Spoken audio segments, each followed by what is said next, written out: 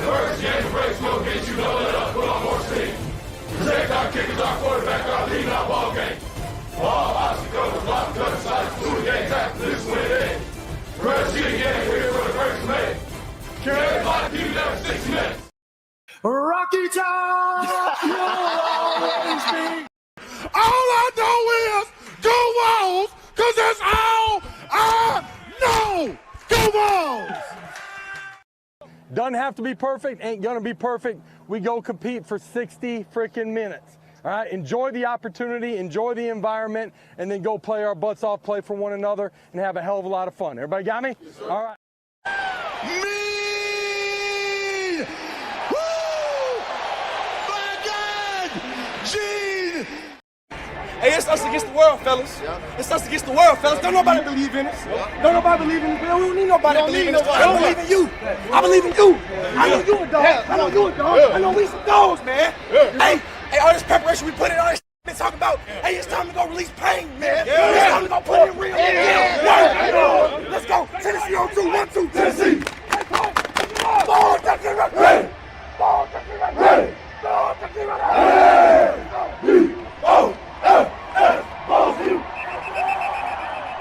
Make the decision. You're either a Vol or you're not, through thick and thin. Oh my God, we should leave it at that. Okay. We should close with that. That is the mind blower of mind blowers. Good.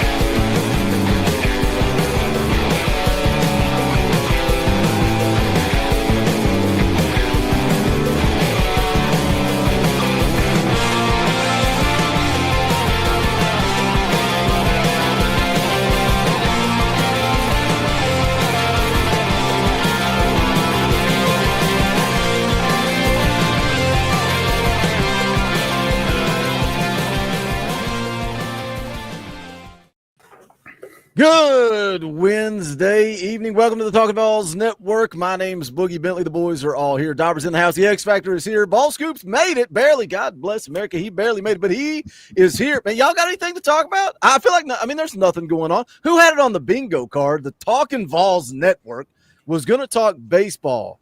I almost said high school. College baseball in the third week of October. We're going to talk about Tony Vitello. It is Kentucky week. We are Kentucky's daddy. We're going to talk about that. Gabriel is in the chat and says baseball does matter. By the way, does it? Does baseball really matter? I don't know. Dauber's got his baseball gear on. Dauber, does baseball matter? It does. It does, man. All the sports matter. It's brutal, man. Obviously, we're gonna jump into. It matters to the University of Tennessee, so yeah, it does kind of matter at this point. I'm keeping all my jokes to myself. Go ahead, Scoops. I don't know, man. It's just it's a feel through day. Obviously, there's a lot of emotions in the air, a lot of pointing and everything, trying to figure out this whole decision. We lost our national championship baseball coach, but I think we also lost a great ambassador for the university, an even better human being, just a guy that he was in the community. And we're going to try to make some logic out of it, but I think there's going to be a lot of emotional speaking, and that's just how much he meant to this university, to us as fans, and how connected we felt with Tony Vitello. But overall, man, wish him nothing but the best. It's hard to say no to one of 30 job offers, and I know there's a lot of pointing in directions, but when you overall think about Tony Vitello, his decision, and what's best for him, you really can't blame the guy. We're gonna get into it. We're gonna kind of go through the Tony Vitello stuff. Like I said, we're gonna talk about Kentucky and Tennessee coming up on Saturday night, and we're gonna kind of talk about the pulse of this fan base. Man, it's not just football. I thought it was just football, and then Tony Vitello goes to the major leagues, and everybody. I got to be careful. I say everybody when it's not everybody. There are a certain group of people out there that are ready to fire Danny White. Like, can we not just keep an even kill? Why do we always have to fire somebody? No matter what happens, we have to fire somebody. But that's okay. We're going to talk about it all. Smash the thumbs up. Share out the link. We would appreciate that. It's quick, free, and easy. Also, you want to help the channel? Drop a door fee, man. A $2 super chat, a $5 super chat. We appreciate those. And that's exactly what Brian Turner did. He dropped a $5 super chat. He says, door fee. GBO, thank you, Brian. We appreciate you, my man. Todd Landers is here for 2, says door fee. Best of luck, Kentucky. Go Big Orange. We're also pushing these memberships lately. We got a ton of them, man. A ton of them last night. You all went nuts. I think you guys broke the record. But if we get 35 memberships or more tonight, we'll give away some free Talkin VAWLS merchandise. Maybe a Kentucky's Daddy shirt. I don't know. You can gift them. You can join if you don't have a Power T beside your name. I don't know what you're doing with your life. Also, how many of you all got gifted a membership last night and didn't even know it until you signed on the stream tonight? I know Distinguished Gentleman was one of them. I saw it last night. But let's get into it. Let's talk about Tony Vitello. I'll find the tweet here somewhere.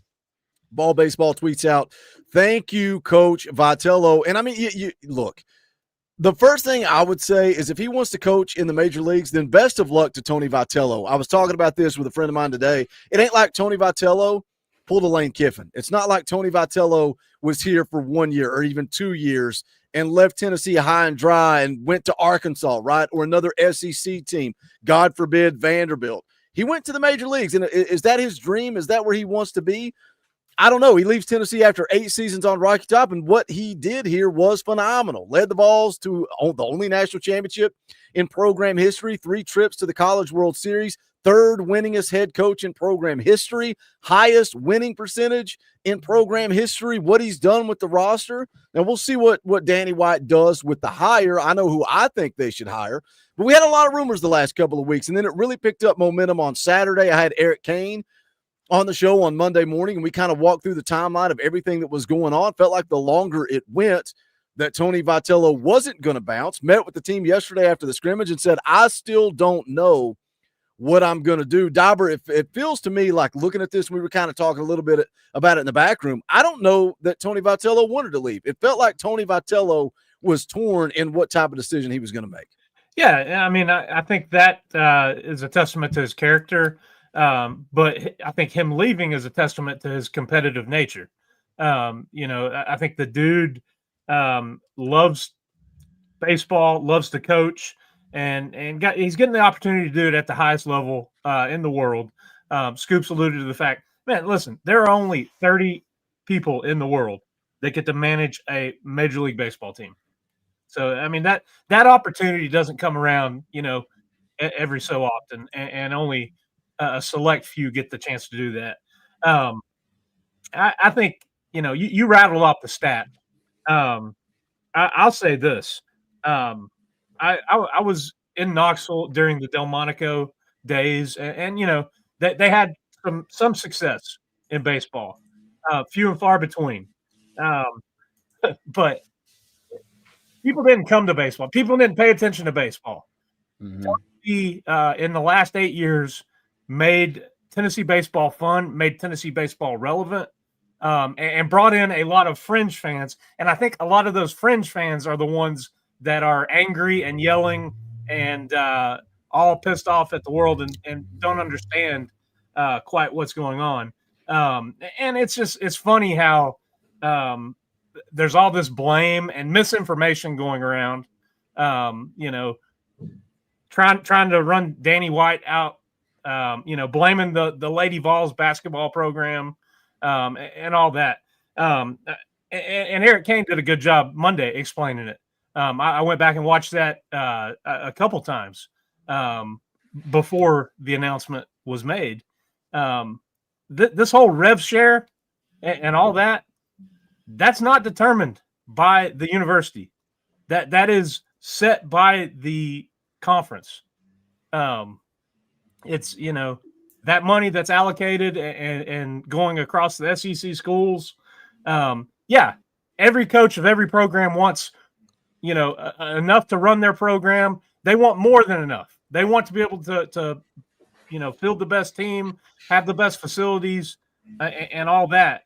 And I'm sure Tony, like any other coach in the country, wants more money to do the best. But all these, it's a lot of overreactions. It is typical to what we see on a Saturday evening after a game.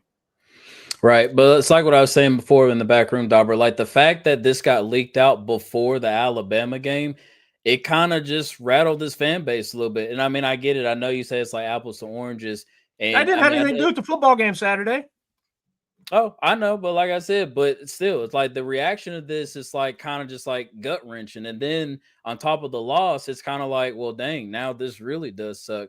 So, but yeah, I mean, Tony V, man, his resume just speaks for himself. I mean, the man just knows how to win. So, I mean, yeah, he was pretty torn with this decision, but his resume speaks for himself. So if he wants to go into the major leagues and prove, and I mean, his resume shows for itself that he can win, then I really don't kind of blame the guy. You know what I'm saying? Now, as far as like, crunching numbers, as far as like his salary and all that, I mean, I'm pretty sure he is making a whole lot more going to the major leagues than he would stay in college. But yeah, man, I mean, Tony V, it does kind of hurt because we thought that Tony V was going to be like the Nick Saban of baseball in our program. So, I mean, the only thing you can do is just wish the best of luck to him and just see what he does in the major league. So, but yeah, all the stuff about, firing Danny White and stuff. I mean, it's like we want to fire everybody. We want to fire Josh Heupel. We want to fire Danny White. We want to fire Willie Martinez or Tim Banks or et cetera. It's like, guys, like, I get it. I mean, you're angry, frustrated, pissed off. I'm the same way. Trust me. And I know we're going to get more into it a little later down the road, but let's just kind of pump the brakes a little bit on especially firing Danny White. I mean, because right now our athletic department is like the best it's ever been. I mean, do you want to go back to the Mike Hamilton days? I mean, do we really want to go back to those days? I mean, I don't think so. I think it's just crazy how much emotions have an effect in this, especially as the fan base and having those guys over there at the athletic department that don't really understand and haven't seen this happen at Tennessee. And this is like their first taste of the fan base being upset and everything. And X, you said it, man. We thought we had, Nick Saban in the next Nick Saban in college baseball, but even Nick Saban went to the pros and had to come back.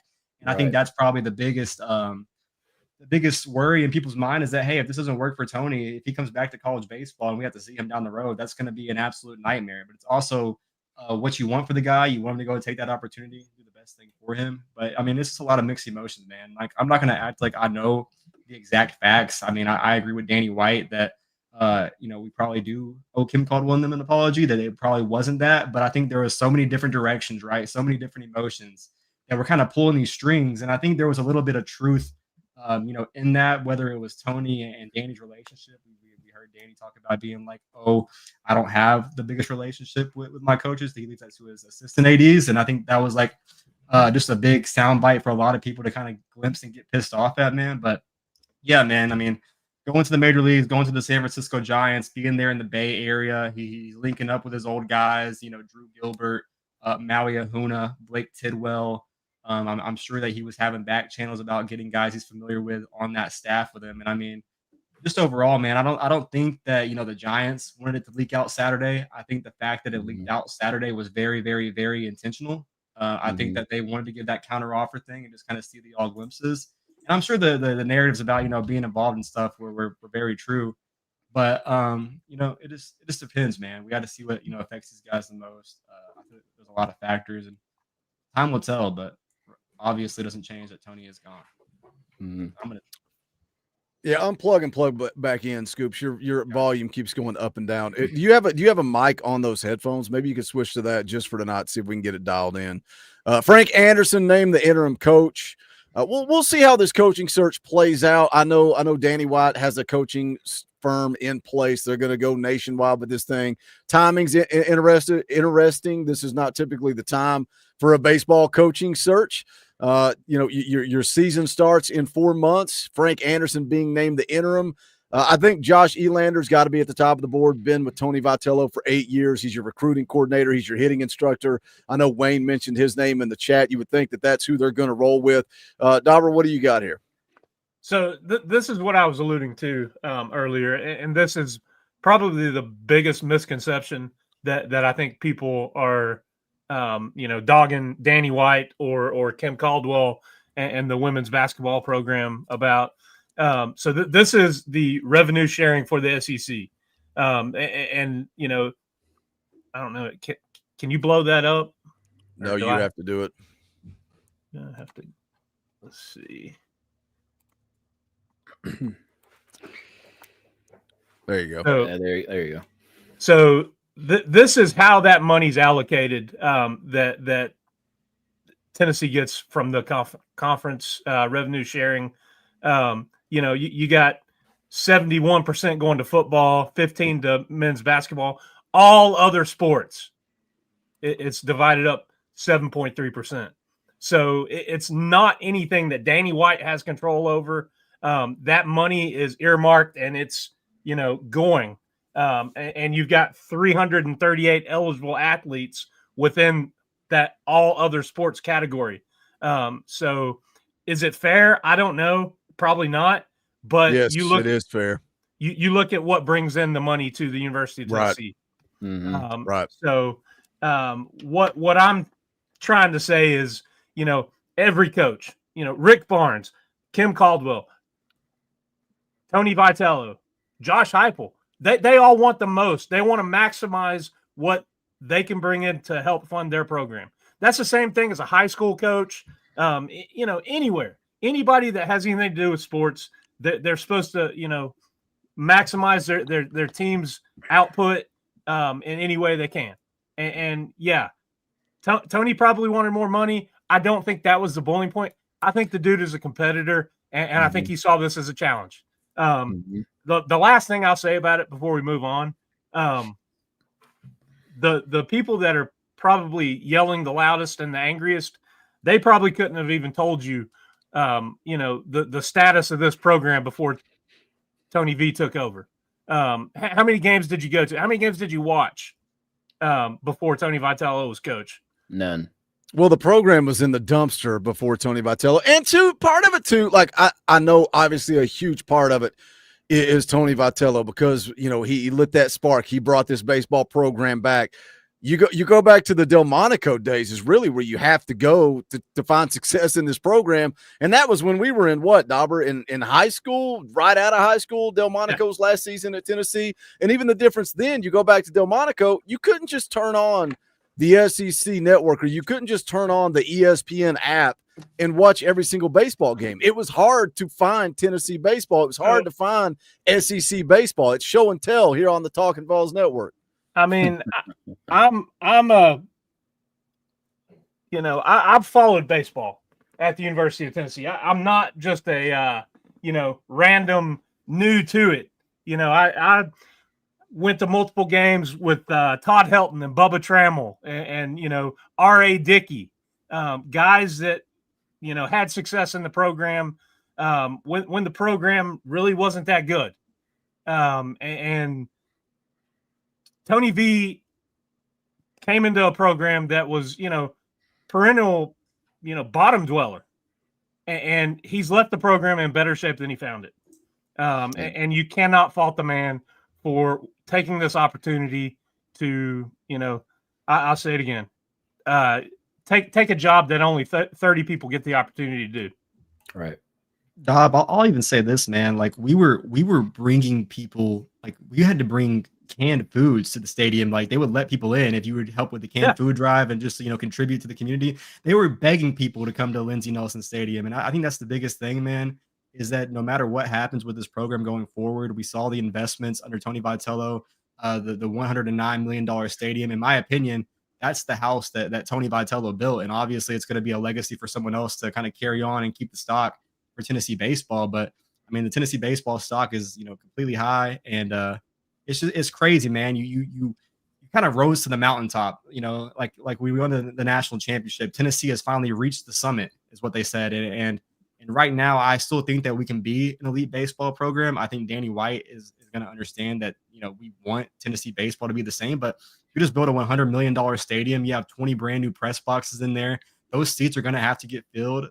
Donors are going to have to make a choice. I mean, it's a big business decision, man, just getting that money in there flowing, keeping the stock so high. And I'm sure that, Tony made the comments that this is an open search, but a lot of the fan base is kind of, around one guy. So I feel like overall there's a lot of like hostility, a lot of fire, a lot of emotion. And I mean, as this thing cools down, maybe, just maybe, we can get this back on track and kind of unite behind this program, because if Tennessee baseball is going to stay at the mountaintop, it's not going to be all from us trying to burn it down, go burn some mattresses and make a change, man. Tony Vitello is in San Francisco. He's a giant. And I mean, it hurts, breaks my heart. But if we want Tennessee baseball to be a high stock thing, we still want to, be ahead of the curve when it's probably the highest growing, fastest growing sport in college athletics right now. I think, we have a chance to kind of make ends meet and still be okay in the end. But man, I just go back to the point. I'm not upset about losing Tony Vitello as a coach. I am. I wish him the best, but the man he was going to children's hospitals, going to schools, all the things he did that he did not want credit for, Dauber, that guy he's one of a kind. He could have bolted and gone to Texas A&M when they were dumping the money or backing the money truck up to him, and he didn't. Mm-hmm. Yeah. The bottom line is, too, he was here 8 years, man. He won a national championship. He left the program better than it was when he got here, and he has set this program up for success. Scoops mentioned it's an attractive job. Yes, the stadium renovations, right? The roster, everything about this program right now makes it a very attractive job. So if you don't decide to just hand the keys over to Elander, which again, I think most of the people in the chat, I think most people on this panel say, yes, that's who should take over the job. If not, you're still going to have the opportunity to go hire somebody that can come in here and have success because of it. Look, we're going to switch over. We're going to change gears. We're going to talk a little football because that's what we do here on the Talkin VAWLS Network. And if it hurts your feelings in the chat, if it hurts your feelings because somebody else claims to be an expert, a jack of all trades, and a master of all of them, that's the arrogance of some people on YouTube. That's what they say. We can talk a little Tony Vitello. We can talk breaking news around here. That's what we do. But we focus on football every single day of the year, and that's what we're going to do now. We're going to talk about Tennessee and Kentucky. We're going to talk about what happened down there in Tuscaloosa. We're going to talk about the pulse of this fan base because a lot of people aren't just pissed about Tony Vitello. They're pissed and ready to fire every coach on this football team. MD Vols for 2 says, go Vols. Shout out MD Vols. We appreciate that door feed, brother. Joe Brown has been a member around here for 29 months. Okay. I already forgot. It's not Scoops. X, my bad. If you do that again, I will shove that pin so far up your left nostril. You got to stop. I'm going to kill you. I'm about to say, my bad. I forgot. Knoxville Predator catcher for 5. I said it months ago with revenue sharing. Only baseball schools will have elite baseball programs. The money isn't there, plain and simple. Shout out Knoxville Predator catcher. We appreciate you. Let's change gears here. I want to talk about, again, kind of the overall pulse of the fan base, and then we could kind of bleed this into some Alabama third Saturday in October talk. This happened last night. I'm live last night. I'm playing video games, telling jokes, having a good time on here. And this hits Twitter, and somebody says, Boogie, you may want to go look at your Twitter notifications real quick. So this guy, shout out to this guy, DM'd me also and told me he was a huge fan. It doesn't sound like it. He screen captures one of my videos, takes it completely out of context so you don't hear the full video, everything that I had to say.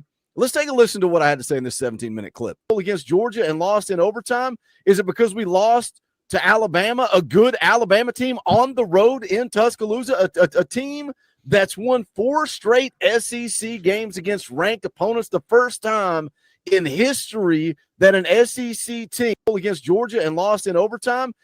So the whole thing I'm laying out here is why are you freaking out? Why are you blowing a loss to Georgia in overtime? Why are you blowing a loss on the road to Alabama out of proportion and acting like we got to burn the program to the ground? So he takes that, tweets it out. He doesn't explain the context of it. He says, no, Boogie, it's because Alabama is in year 2 of a new head coach, and we are in year 5. They are still 17 points better than us. It's because Alabama still recruits at a top 5 level, and Tennessee recruits in the 11 to 15 range every year. So with the help of the chat, I want to give the chat some credit here. They helped me formulate my response. My response was this right here. I said, so you're saying year 2 after Nick Saban. We're gonna say, Kalen DeBoer is only in year 2, but he followed Nick Saban. The roster was loaded with talent, right? Nick Saban, 2 years after Nick Saban, isn't that a little easier than following Jeremy Pruitt and an NCAA investigation? Got it. Fire them all. Winning on the road in the SEC is hard. Scoops, what are your thoughts on what's your feeling of this team? We're over halfway through the season, and also some of the reaction from some of the fans out there on social media. I mean, is this any different than we talked about every single week, guys? Like talking about these games that matter the most and where Tennessee needs to be. And right now, I mean, yeah, your back's against the wall. You have 2 losses. That's the common theme is more than 2 when you're out of the playoff picture. But right now, I mean, we're favored in the rest of our games. We have a chance to go out there and make a statement. It starts this weekend against Kentucky in the Battle of the Barrel, man. But I think our team has to do the opposite of our fan base. Take a chill pill. Control the fundamentals and just stay locked in, because right now you think we're ready to burn it down, man. And I agree with that, interaction with you and Staley's dad, man, about coming back after 2 years of Nick Saban, and investing that a powerhouse in college football, and then having to go through the Jeremy Pruitt investigation, losing half your roster, guys bouncing, coaches and staffs lying to players blatantly, just affecting your recruiting. And right now what we're doing, man, I mean, with on the field right now where we thought we'd be before the season happened and recruiting going forward. I mean, Tennessee right now, you would think that it's freaking, John Curry days, or you would think that we're like going through Shiano Sunday again. We're ready to burn it all down. This team is still a respectable program, man. We're still a blue blood, in my opinion, in college football. And we're still in that top 12 radar. I know we're at 17. I know we see Vanderbilt rising up there, man. But this program, what we've done, the culture and the discipline right now with the staff, yeah, we made some mistakes. We made some critical errors. We beat ourselves. And for that very reason, we're not undefeated right now, in my opinion. This team has exceeded expectations. And I know there's 2 drives or 3 drives you can point to that killed the game. But, man, we're a field goal away from beating Georgia. We're a pick 6 away, and some fundamental things from that being a 3 or 7 point game in Tuscaloosa on the road. Maybe I'm optimistic, guys. Maybe I'm not ready to burn it all down and end it all. I mean, there's been so much turmoil with athletics in Knoxville, but I still feel good, man. I do. Like, I think this team can go out there and win out. I think they can make a statement. And right now, everyone's, has their backs against them, man. But we're favored in all our games. I mean, we have the chance to go out there and win out. And the biggest thing right now is the outside noise and just being us. We got to play Tennessee football and realize what got us here. But man, some of these people feel like, I mean, I read it and I'm like, dang, like someone just killed a puppy. Like it's awful. Well, I mean, it's just we've talked about it, before the season started, is that we all knew that looking at that Georgia game in week 3, that was your tone setter for the rest of the season. I mean, because like you said, Scoops, yeah, we were literally a field goal kick away from beating Georgia and just carrying that confidence, throughout September, going into this month into October, even going down to Tuscaloosa. Yeah, that confidence level is way up here. I mean, you feel confident, but with the loss there, now you got to go down to Tuscaloosa and face your rival down there. I mean, like I said, not to say that Tennessee was going to go down there and just lay dead and, all that. It's just, I mean, just the offense just had a very bad game, yeah, I'm still very optimistic as well. I think that we can still win out. We're favorable in the rest of our games. So I believe that we can still go at least maybe 10-2. And when you said about, going undefeated, well, in the SEC, man, especially the way that these playoffs are set up, like, guys, like there's no team in the SEC that's going to go undefeated. Like there's every team in the SEC is going to have at least 2 losses. Maybe one team's going to have a 3rd loss. And we all know that that team can sneak in at 9-3. So, but yeah, I mean, we're favorable in all of our games. I believe that we could still win out, but we just got to just, dial it back in, just refocus, revamp, and let's just win the rest. Let's just win out. I'm right there with you guys. And I said it Saturday after the game. We need to pump the brakes. I think pretty much everybody was sitting 10-2, 9-3. Going into this season, especially with all the turmoil, the questions at quarterback, the offensive line questions. You lose your 2 studs at the cornerback position, and when that happened, I was kind of backing away from even those predictions. I thought, man, who knows? This offense could come out and be completely inept. But they've not. They've found a wild card in Joey Aguilar, who's been able to come in on short notice and just the competence that he's running this offense at. We've had some breakdowns. Scoops alluded to, especially in Tuscaloosa, the self-inflicted mistakes that put us down behind the down and distance marker.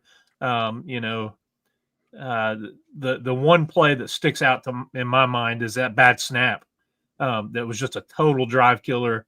And then, of course, you got the pick six, the safety, and it's not excuses. Those things have to be cleaned up. But 10-2 is still attainable. That is completely still on the table. And if what kind of crazy world are we living in where, and I talked about it Saturday, could that last game against Vandy be one that decides who goes to a college football playoff? I mean, wow. I know it's spooky season and Halloween, but God, man, that's some wild stuff right there. My thing for me is I still see I think 10-2 is reachable, but guess what? My preseason prediction was 9-3. So if before the season started, I thought this team was 9-3, why would I be freaking out and panicking now with a loss to Georgia and a loss to Alabama when I sat here and said, well, Josh Heupel's never beat Georgia. He's never gone on the road and beat Alabama. He's never gone on the road and beat Florida. Those are 3 games that you could very likely lose. But what if you do, end up beating Georgia in Neyland Stadium, which I also think was very possible at the time. Hey, make a field goal. Guess what? We're sitting here with 1 loss right now. Alabama, it's not like we went on the road. And this is where I don't get the freak out. It's not like we went on the road and got our doors blown off. It's not like we went on the road and just rolled over and played dead. If you watch the Monday morning stream, you want to hear Boogie get excited and yell and scream at somebody in the chat, go rewatch the Monday morning show when somebody said in the chat that Tennessee quit in Tuscaloosa. They did not quit in Tuscaloosa. In fact, when most of the fans quit, myself included, at the pick 6 at halftime, I'm giving up on this team. They never quit. What did they do? They went out and got a 3 and out. They went right down the field and scored. They made it a ball game. It was competitive late in that game. Yes, they got to clean stuff up. Yes, they got to catch the football. Yes, they got to be better in their assignments on defense, better in communication on the back end. Oh, yeah, like Dauber said, we may be missing a couple of, NFL draft picks at the corner position. Thankfully, we got another good one in Colton Hood. There are a lot of things that go into it that if you look at it with a level head, hey, man, we're not as bad off as we thought we were. Where were you at before this thing, before the season started? Where were you at when Nico bailed? Were you screaming and yelling, we're going to go 6-6? Is maybe some of your anger, is maybe some of your outrage a celebration because you get to say, I told you so? Are you maybe hoping that Tennessee drops this game against Kentucky so you can say, ha, Boogie, I told you so. I told you they sucked. Are you hoping for that? Because I'm not, man. I'm hoping we go out and we take care of business. We're going to be favored in every game. Somebody said I was a liar about that. Please come back and apologize in the comment section after you see the Vegas line week in and week out. And we're going to talk about this schedule moving forward. Why are you ready to burn it to the ground when we're a field goal away from beating Georgia? And Foul Mink said it last night. No, we had 12 people watching, but he said it. We're 4 or 5 plays away, Scoops, in that Alabama game from winning. I can pick 5 plays that change the outcome of that game. So why are we in panic mode? Why are we freaking out? I think everyone wants to have like that I told you so moment. Like I was negative and I was right. Like this team is, they're the negative Vols. Yeah, and I mean, at that point, like you said, man, like we're talking about controllables, we're talking about fundamentals, we're talking about things that swung the game in Tuscaloosa on the road. And at that point, like it's self-inflicted errors. In my opinion, the defense did their part. They gave this team a chance to win, and especially coming out how they did at half, just the execution, man. And I understand that that's a bad loss. We've beaten Alabama twice the last 2 times we played them at home. We want to go in that streak on the road in Tuscaloosa. But man, like, that's a really good program. They're playing elite ball. And I mean, there's a lot of things that we could have cleaned up to put ourselves in a better chance, but it's crazy how much a little swing, man, like gifting them 9 points from our offense, that just can't happen. There's so many things to point at, man. But I think a lot of people, they see the L's, they want to get emotional. Obviously, the news that broke in other athletic departments and part of that made things worse for the common fan, man. But on the outside looking in, like we have a chance to go 10-2. Yeah, we're favored like 1.5 against Oklahoma at home, but we can still win that football game. It's in Neyland Stadium where we are our very best. Like it's definitely possible. And I think overall, what I'm looking at, man, is we had the brutal loss to Georgia in overtime. We had the loss against Alabama and Tuscaloosa. As we get close to the end of the season, you can, without being negative, you can analyze the resumes and see where Tennessee branches out to see their path to the college football playoffs, man. Like Dauber said, like I want to wake up from like some fever dream talking about the Tennessee and Vanderbilt on Thanksgiving weekend is going to have college football playoff implications. And we got to take care of business to get there first. But it's absolutely crazy, man, to see the path. I want to see the path. I want to see the light at the end of the tunnel. And our guys got to go get there. But being negative, affecting, social media or just overall like bad energy, man, these guys need some support, like especially with everything else going on. Like it's so easy to complain. And I think Kelsey Pope even made a comment about social media and stuff like that. But man, like with our resume, if we go 10-2 with losses to where Alabama's going to end up, where Georgia's going to end up, tell me a logical reason they leave Tennessee out of that, man. Like there's so much panicking, so many things to point to, and we can talk about that, but it doesn't matter until that college football playoff committee gets together, and we've seen how they can skew things based on resumes compared to the AP poll that we know and love. So. You're right, but yeah, because like I was saying, because Georgia and Alabama, those are your two best losses if the committee's really looking at that. Because yeah, I mean they're both your rivals, but I mean that's a head-to-head. So really, if you win that game, that's great. That boosts your chances to get into the playoffs. But even if you lose that game, I mean, based off from what we've seen last year, how the committee was voting teams in, it seemed like your best loss was still going to guarantee you to get into the playoffs. So, I mean, with those two losses, I mean, yeah, it sucks. I mean, I wish we could have beat both of those teams this year, but they're really not bad losses if you look at it from like a head-to-head standpoint. And then, yeah, like going forward, like the path. I mean, yeah, like I said, we got Kentucky next. That's a rival, and that's a traditional rival going into next season. You go down there, you take care of business. Hey, that kind of boosts your chances a little bit more. Then, of course, we all know, like saying, you go down to the swamp. I'm about to say, Boogie, can you go ahead and, bring up the schedule since, we already on this topic about it real quick.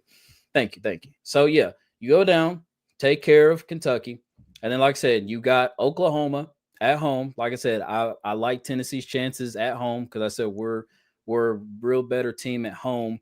Like I said, and then New Mexico State, I ain't worried about them. That's a scrimmage. Now Florida, I get it. Like I said, there are no good Florida fans. I can't stand Florida. I hate Florida, but with Billy Napier fired and we still don't know who the next head coach is going to be down in the swamp. But I will say this, I do like our chances going down to the swamp this year and getting things done.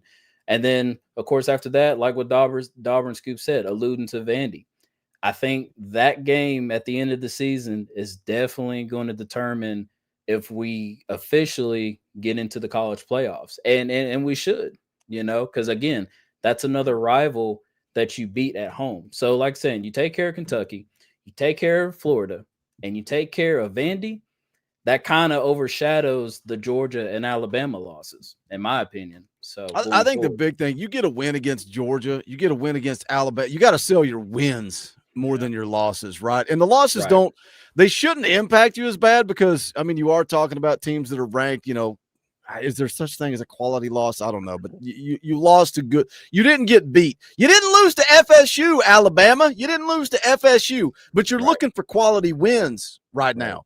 And Syracuse is not a quality win. ETSU, UAB. I don't even know that Mississippi State and Arkansas are quality wins, but that's where, me and Dauber, everything blends together. I guess it was post game we were talking about Vanderbilt. That Vanderbilt game, nobody wants to say it because it's Vanderbilt. That becomes a quality win. That Oklahoma game would be a quality win. Is that enough to get you in if you're tied and there's multiple teams at 10-2 trying to get in? I want to catch up with the chat real quick. First of all, I want to say a quick little shout out to Grade A Grounds in the chat. What is up, Billy? I lost it now. I had it ready to pull up.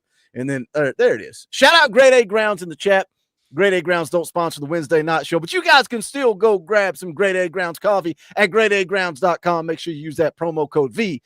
You're going to save 20% at checkout. And Billy, if you're still in the chat, excuse me, sir, I need some blueberry coffee. All right. I'm kind of jonesing for it. I'm starting to shake because I don't have any blueberry coffee. And it's that freaking good that everybody in the chat, every Monday morning and every Wednesday morning say, "Oh, Boogie, you drinking that delicious blueberry coffee?" And I say, nope, because Grade A Grounds didn't send me any more free coffee. And I need that free coffee, and I don't have that free coffee. But I am drinking a little organized chaos. So shout out Grade A Grounds for keeping us caffeined up. Clearly, I drink too much of it. I got a problem. We appreciate you, my man. I've told the story on the morning shows. We'll do it again. East Tennessee guy, local guy, VFL, Tennessee alumni. The relationship just made sense. Dauber invited him out to a golf tournament. We clicked. We hit it off. Dauber gave him my number. The next thing we know, this is a match made in heaven. So go support Grade A Grounds. Go to gradeagrounds.com. Promo code Vols. I could be on the radio, couldn't I, Scoops? You think I could be on the radio? I mean, I think you're killing it, man. You're handling all this turmoil with ease, just doing your thing, man. I mean, taking some emotion out of it, you'd be a perfect fit. There's a lot of emotion out there in the air right now. I'm coming for Kaner's job. Kaner said he called me right before we went live because we got to record tomorrow. And he was like, I made a joke about him with binoculars. He's like, Boogie, I was at Lindsey Nelson with binoculars looking at everything.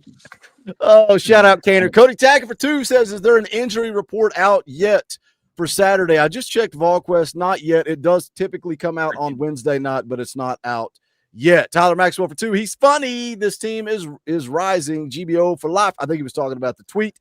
Shout out, Tyler. We appreciate you. Tom for 5. As a fan base, we have short memories. I'm enjoying the ride. 10 wins times 3 college football playoff record versus Bama and the Gators. I mean, yes. And I feel like I say this all the time, Dauber, but it's the truth.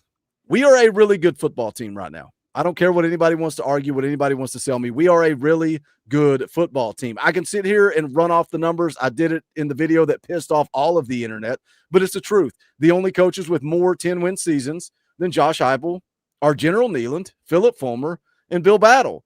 Now, somebody accused me of saying that I'm comparing Josh Heupel to General Neyland. No, I'm not comparing him to Bill Battle or to Philip Fulmer. I'm just saying those are the only 3 coaches with more 10-win seasons. 10-win seasons don't grow on trees. It is really hard, Dauber, to go from being a good football team that averages 10 wins a season, 9 wins, even 9 wins, right? A 10-win season, slip up 9, 10, 9, 10, back and forth. That's a really good football team. It is hard to go from good to elite. That's a tough task. Tough task. Yeah, and I don't want to go too far off the trail here, but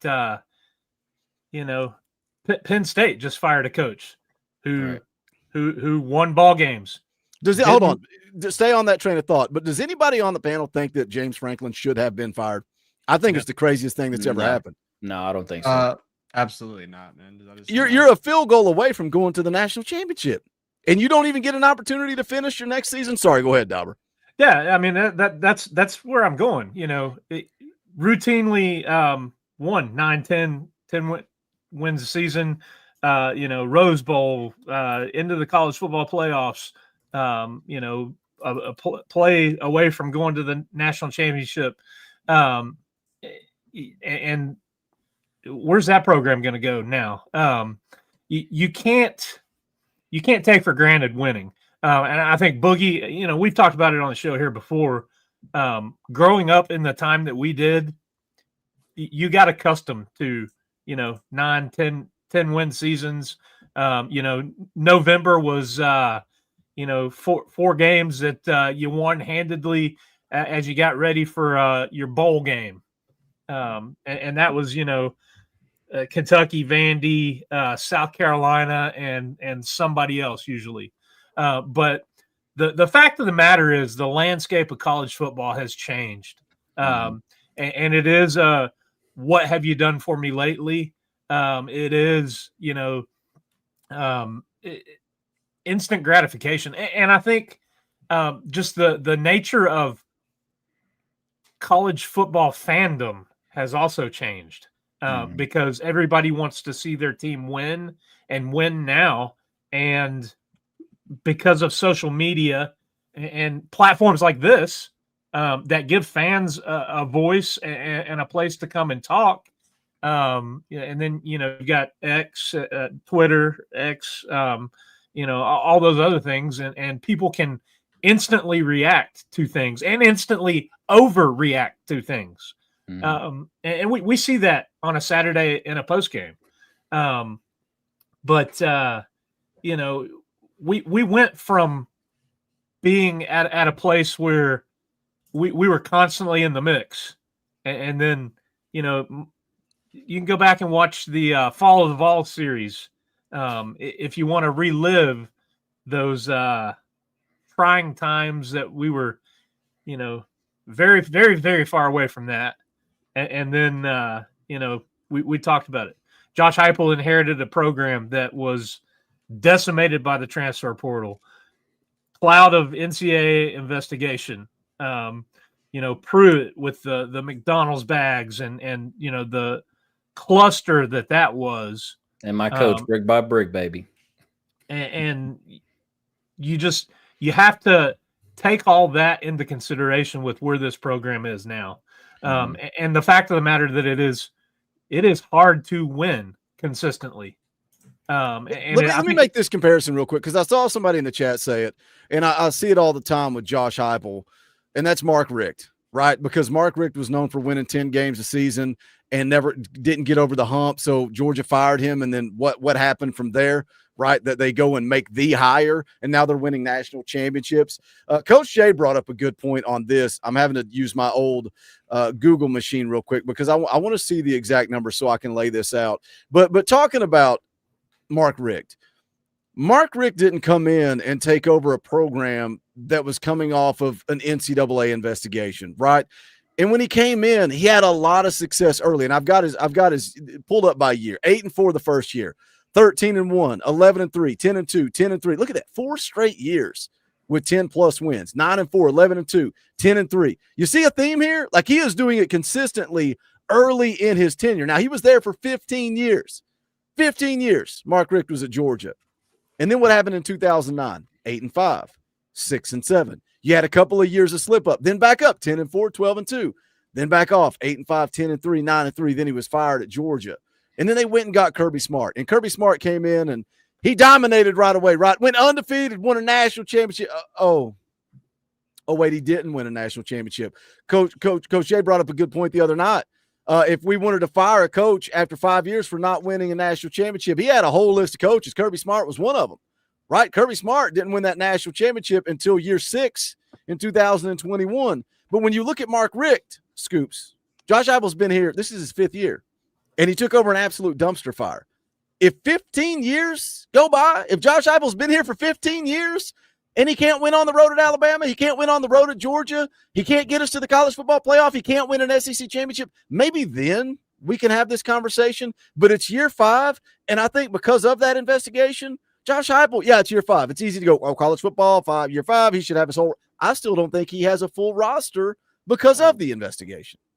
How blessed is Josh Heupel, man, to have the transfer portal at Tennessee, like just overall being able to plug those holes, because he's done a hell of a job of recruiting those limitations from the penalties from the NCAA and just the overall rules changing from back and forth, man. I mean, right now, like, I think Tennessee has like 44% freshmen or over 40% freshmen, like one of the youngest rosters there in the SEC. So obviously you're adding these pieces, you're doing things, you're filling your holes, trying to, put yourself at an advantage, man. But like you said, like, it's completely different going back to that statement earlier about where Kalen DeBoer took Alabama and where, Josh Heupel took Tennessee from and all that. Like, yeah, like, you look around, man, there's so many coaches. If you really want to get into it and you want to dissect it, man, what they had was not, the measures that we went through to get our program back, alive. Like, we were dead in the water, absolutely dead, a laughing stock.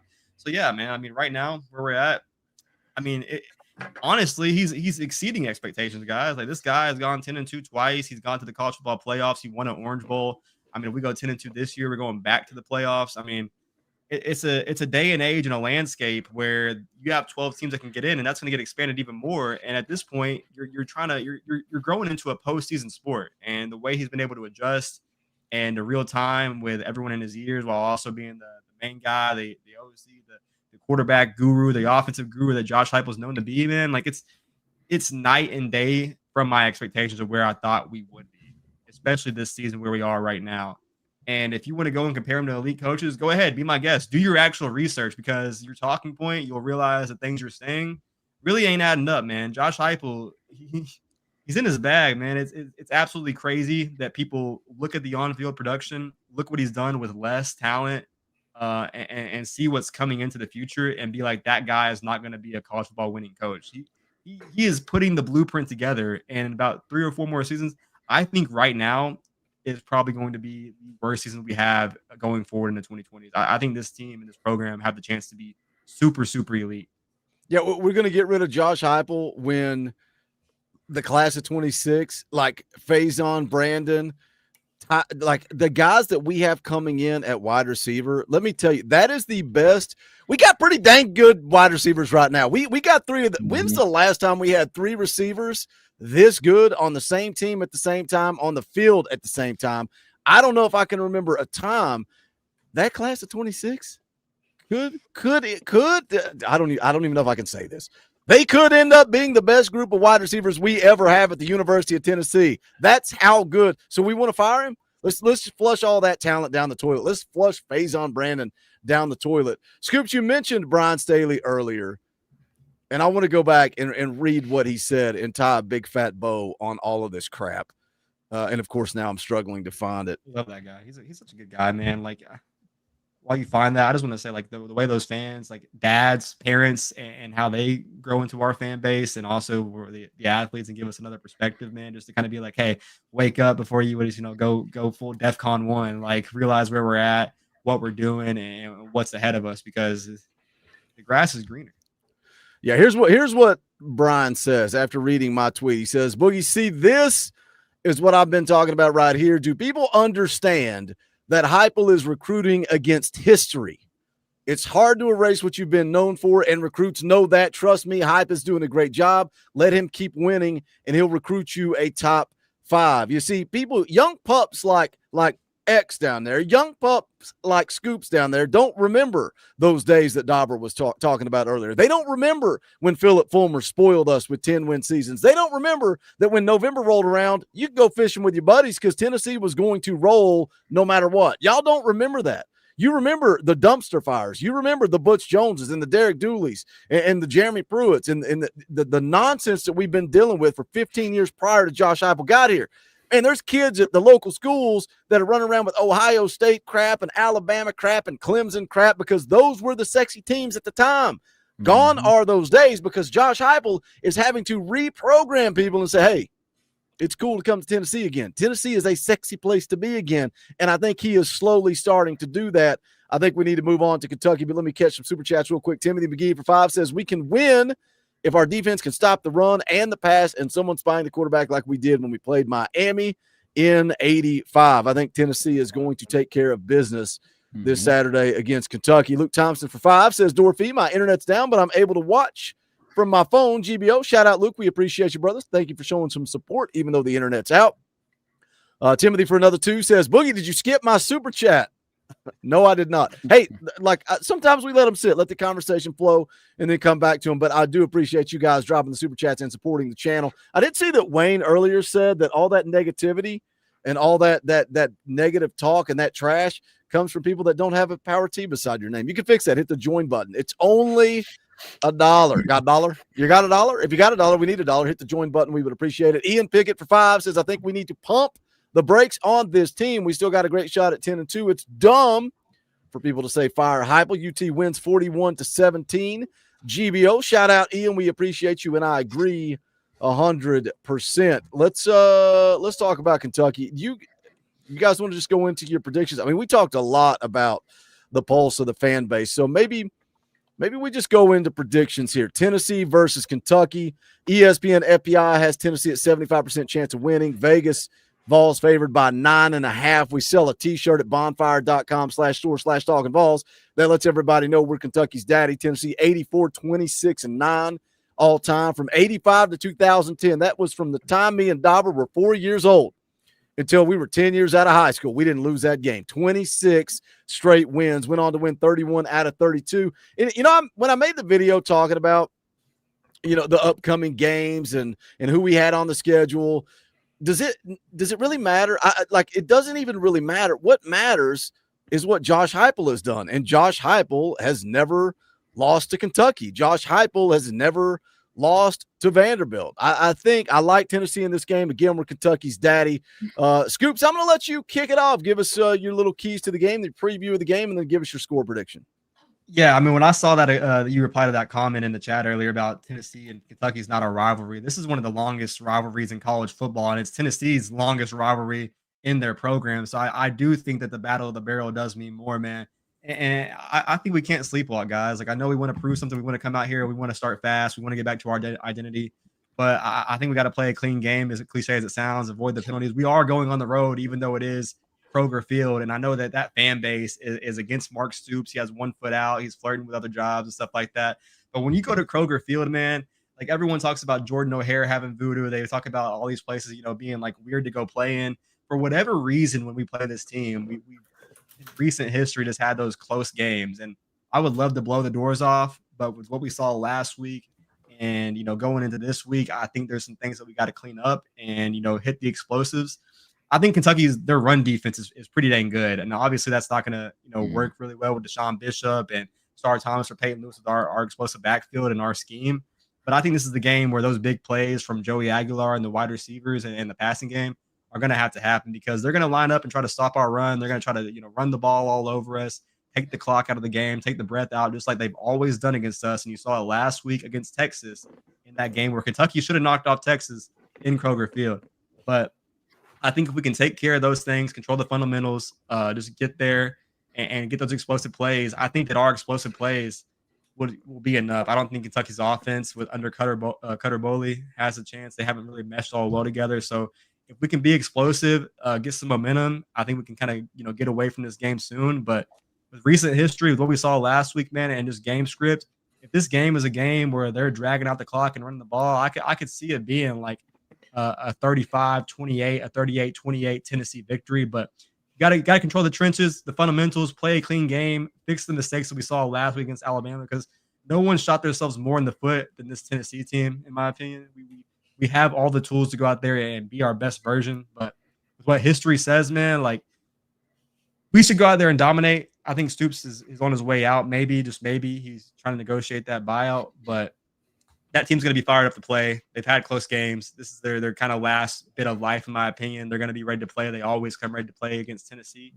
But, yeah, man, be you, explode, get that wide receiver connection, get some Joey deep balls, and then take advantage of that and run it down their throat. I think Tennessee comes out eventually 38-28, but we're going to be in that first half. And those negative balls we talk about that aren't the sunshine pumpers, there's going to be some ugly comments, man. But as the game goes on, I think we'll break away. I got Tennessee 38, Kentucky 28.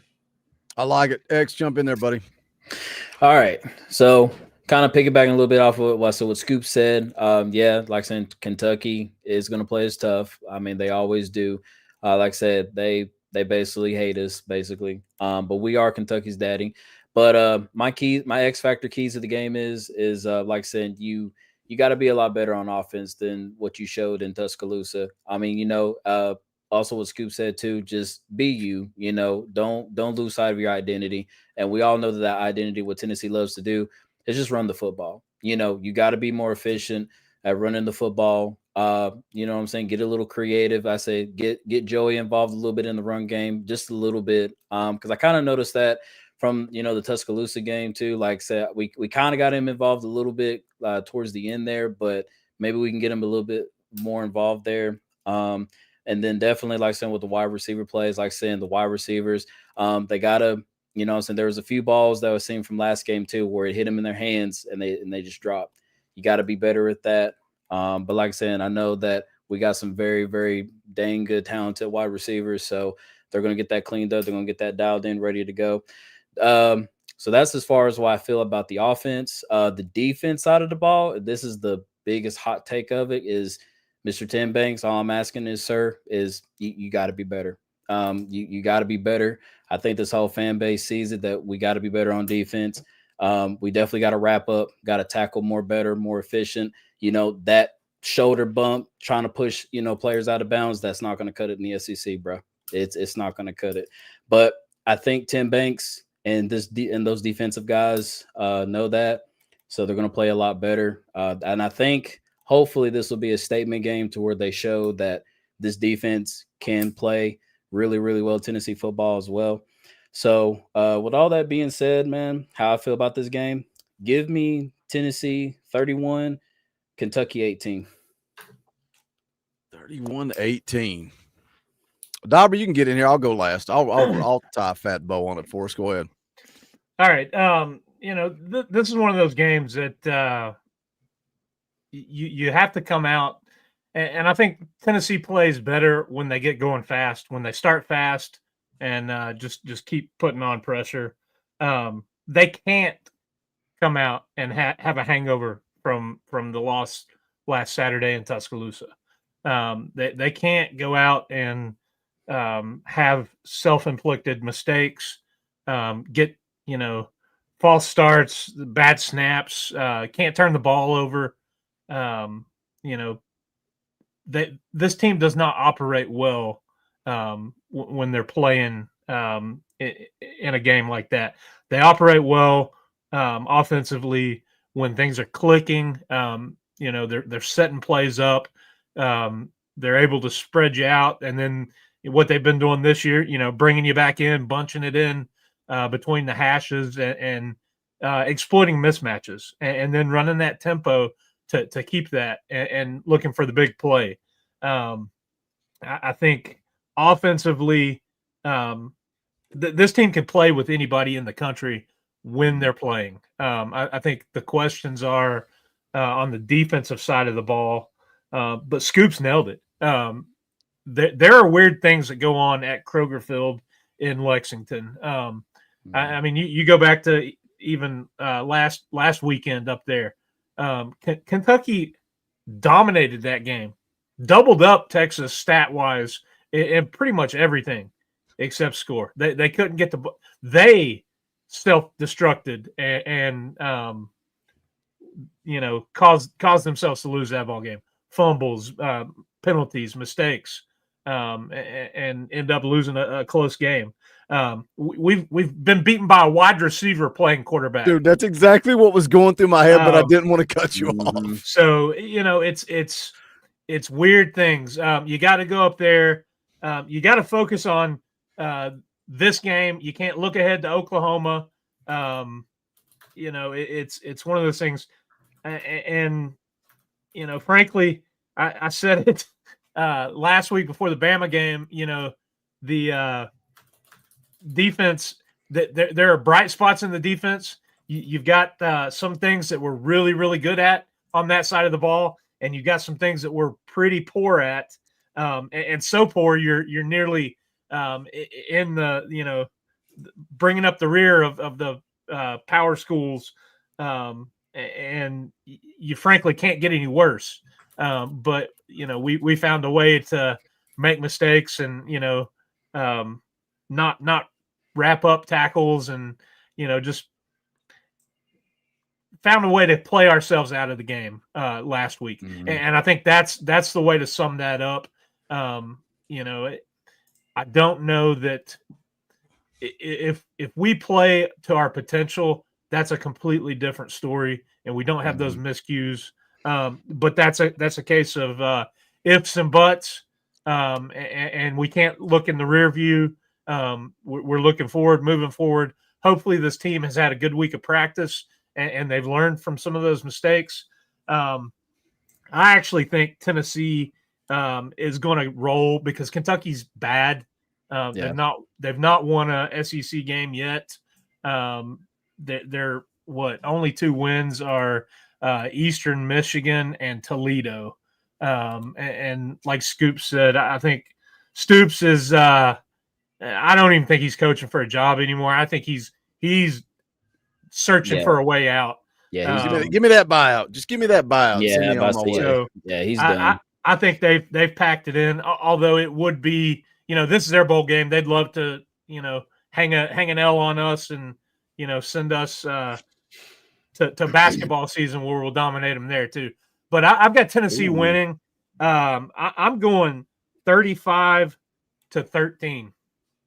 I I like it. I like that score. There's only a couple things that I'll give Kentucky credit for. That's bluegrass and fried chicken. So other than Bourbon. Bourbon. People yell at you for drinking that stuff from Kentucky. They want you to drink it from Tennessee. Gibby the Great becomes a member of the channel. Shout out Gibby the Great. If you're not a member, what are you doing with your life? Hit that join button down below. It's only $1. Shout out Gibby the Great. We appreciate you. Matthew Watson for 2 says 77 Vols, 70 Cats. Fire Banks. Are we playing basketball? I don't know what we're playing, Matthew Watson, but we appreciate the super chat. Gibby the Great for 5 says Kentucky is so irrelevant that I didn't even know who the heck Cutter Boley was until last week. Well, let me tell you who Cutter Boley is. Joey Aguilar threw the same number of touchdowns against the Georgia Bulldogs that Cutter Boley has thrown the entire season. That's why Kentucky has 0 chance of beating Tennessee on Saturday. Their defense, I love, Scoops, I love that you said, yeah, their rushing defense is pretty good. That's because it's the best thing they do on defense, and it's 50-50 in the country. And I know you're going to say, well, but Tennessee sucks. Tim Banks sucks. We can't play defense. Well, Kentucky can't play offense. They are horrendous on offense. Again, Cutter Boley, 4 touchdowns on the year. Did you know, guys, did anybody in the chat know that Chris Brazzell has more receiving yards than their 3 leading receivers combined? Kendrick Law, Willie Rodriguez at tight end, and Jamori Macklin. Brazzell has more receiving yards than all of them combined. Chris Brazzell has more receiving touchdowns than their entire damn team does combined. So tell me again how they're going to keep up with Tennessee. Tell me again how they're going to score more points than Tennessee. Our defense is awful. I get it. I know. They're awful. Fire Tim Banks. Get rid of him. We're terrible. We're Kentucky's daddy for a reason. I also think, and I get it. Call me out. But you said this last week. I did say this last week, and Alabama proved me wrong. I like the matchup of Tennessee's defensive line against Kentucky's offensive line. They're really bad. They give up, I think they're like 101st in sacks allowed, and we know Tennessee gets after the quarterback, one of the best teams in the country at getting after the quarterback. Kentucky is not Alabama.